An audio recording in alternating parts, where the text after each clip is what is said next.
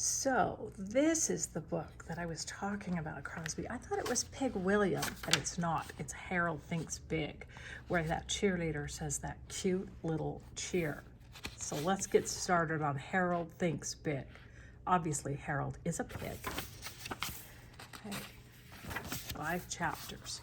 Chapter 1, Love at First Sight.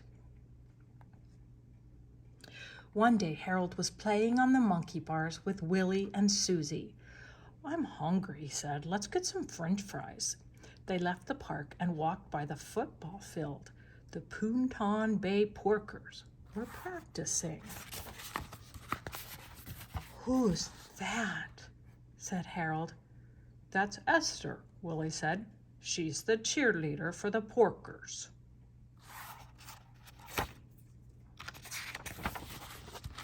Harold looked at Esther for a long time. He loved her curly hair and her tiny black toes. And he loved the way she yelled, Sumalaka, hit him in the head. Push him back, Porkers, kill 'em dead." Oh, what a cheer. "I wish she would yell Sumalaka for me," said Harold. "Esther already has a boyfriend," said Susie. "His name is Bruiser." "And he's bigger than a tree," said Willie. "I want Esther to notice me." "Send her candy," Willie said. "Candy always gets my attention." "Tell her you like her," said Susie. "I have a better idea," said Harold. "Wait here." Harold ran home and picked the biggest pumpkin in his garden. Then he washed it and carried it back to the football field. He walked right past Susie and Willie and headed straight for Esther. "Oh, Harold, what are you thinking?" "My name is Harold," he said, "and this is for you." "Oh, Harold," said Esther, "how sweet of you." Bruiser picked up the pumpkin and kicked it. It sailed into the air and broke into 1,000 pieces. "It didn't even bounce," said Bruiser. "Now, Bruiser," said Esther, "be nice." "Okay," said Bruiser. "Let's play some football, Harold." I don't know how," said Harold. "I'm not very good at sports." "Don't worry," said Bruiser. "I'll teach you." Uh-oh, again. I don't feel good about this. Chapter 2, The Game. Harold followed Bruiser onto the football field. "Put this helmet on and hold the football under your arm." "Then what?" asked Harold. Bruiser walked to the 50-yard line. "Then try to run past me to the goal line." "Be careful, Harold," shouted Susie. Esther yelled, Sumalaka, run, Harold, run." Willie covered his eyes. Harold puffed up his chest and made a mean face. He put his head down and ran as fast as his little legs could carry him. When he had almost reached Bruiser, he turned to the right and tried to run around him, but Bruiser jumped on top of him. "Oof, oh," said Harold. "Did you say something?" said Bruiser. "Yes," said Harold. "Get off me." "Want to try again?" asked Bruiser. "No," said Harold. "Don't feel bad," said Esther. "At least you tried. I admire a pig who tries." Willie helped Harold stand up. Susie brushed grass off his jacket. "See you soon, Harold," Esther said. "Yeah," said Bruiser. "See you real soon."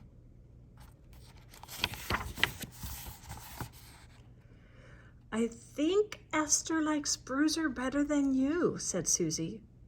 "But she said she admired me," said Harold, "and she said she would see me soon." "She was only being polite," said Willie. "Some friends you are," said Harold. We're only trying to help, said Susie. Your kind of help I can do without, said Harold. So long. Oh, Harold. Harold went home and sat in his favorite chair. He tried to think of a way to win Esther's heart, but he kept hearing Esther's voice. Sumalaka, Sumalaka, I love Harold lots. Oh, Harold. He went into the kitchen and made a cup of tea. As he squeezed lemon into it, he thought of Owl. Owl is a lawyer, thought Harold, and lawyers know everything. Next chapter is called The Big Plan. Harold sat in a wooden chair in Owl's office. He told him all about Esther. He told him about her curly hair and her Sumalaka cheers and the nice things she had said to him. He also told Owl about Bruiser. Owl leaned back in his chair and lit a cigar. You came to the right owl, he said. I knew I could count on you, said Harold. Tell me what to do.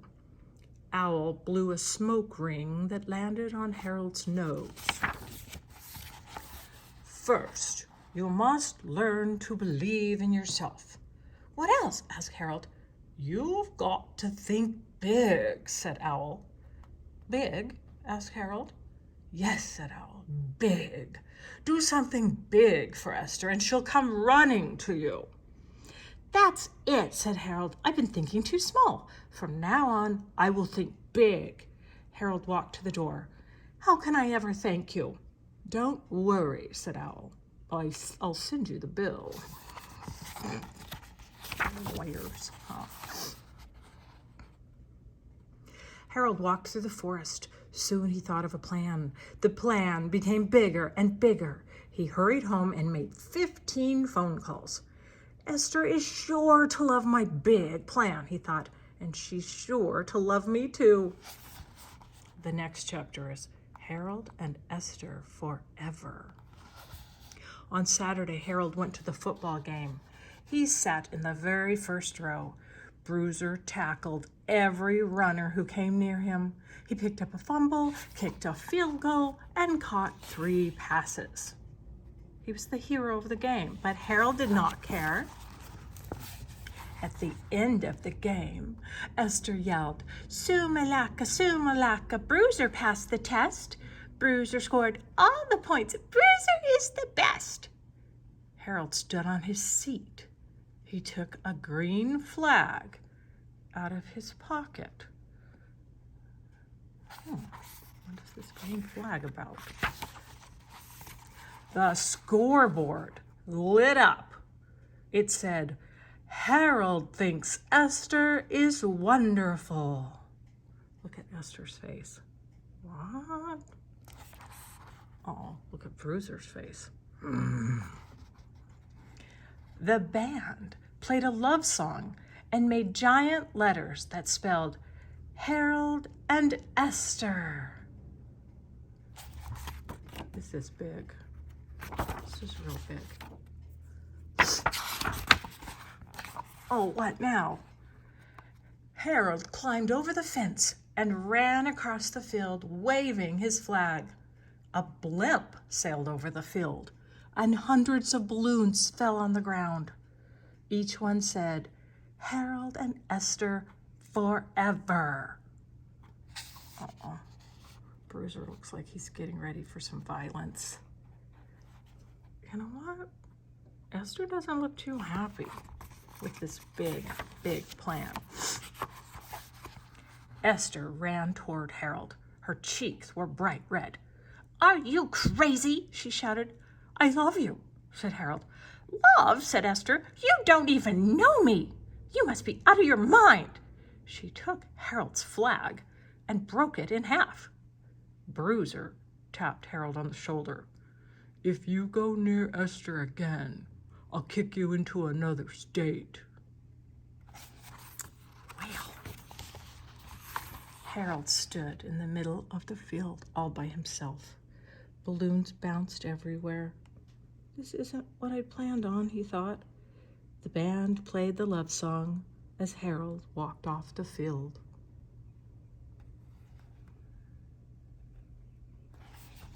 the last chapter. No more big plans. Harold went to the park and sat on a rock. No more big plans, he said. Big plans are stupid. No, they're not, said Susie. What are you doing here? Asked Harold. I thought you could use a little company, said Susie. You don't think I was dumb? Asked Harold. No, said Susie. Or silly or pig-headed? No, and no again, said Susie. In fact, I thought it was fun. Well, Esther didn't think so. Esther doesn't know what fun is, said Susie. Do you like balloons? Asked Harold. I love balloons, said Susie. Balloons are the only things that are rounder than I am. I know where there's a field full of them, said Harold. Then let's go, shouted Susie, and they ran through the park and all the way back to the football field. Oh, Harold.